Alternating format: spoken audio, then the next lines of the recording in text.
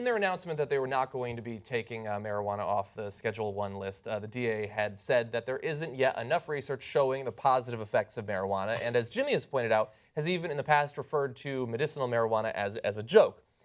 However, that's not the case, and there's a lot of research that shows its positive effects around the world, because some other countries have actually allowed research into these effects. Canadian research has found evidence that cannabis curbs multiple sclerosis side effects and chronic pain. In June, New Zealand researchers discovered that the worst long-term health problem associated with smoking cannabis is gum disease, which is one of the lesser dangers of smoking cigarettes, and you can buy cigarettes anywhere you want, basically. The few American studies approved by the feds in the past found that marijuana can reduce nausea and pain in cancer patients undergoing chemotherapy and boost appetite for people living with HIV. In July, a study even found that states with legalized medical marijuana have seen a sharp drop in opioid-based painkiller prescriptions, suggesting pot could potentially be the answer to the nation's worst public health crisis. Key word there, potentially. So that, like, I just think because one of the problems was, again, as we said, you couldn't research it. So there was no reliable research. We know what the reliable research will show, and they'll have no choice to change. This guy, so is not quite a hack at all, because he's clearly a smart. By the way, I was making fun of him. Went to Tufts. Just saying, graduate of Tufts University.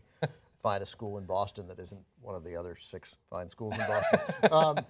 Seventh best school. It's like one of the top schools in Boston. So I can't believe I went to Tufts. I forget that I went. It just doesn't. I did not know that you went to Tufts. I don't know. No, I don't know. It was a but like he was prior to joining the DEA.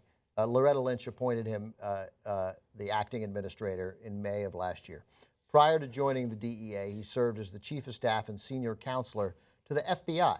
And before joining the FBI, he was a partner at a D.C. law firm. Prior to that, U.S. attorney for the Eastern District of Virginia, routinely entrusted with many of the nation's most sensitive terrorism, national security prosecutions.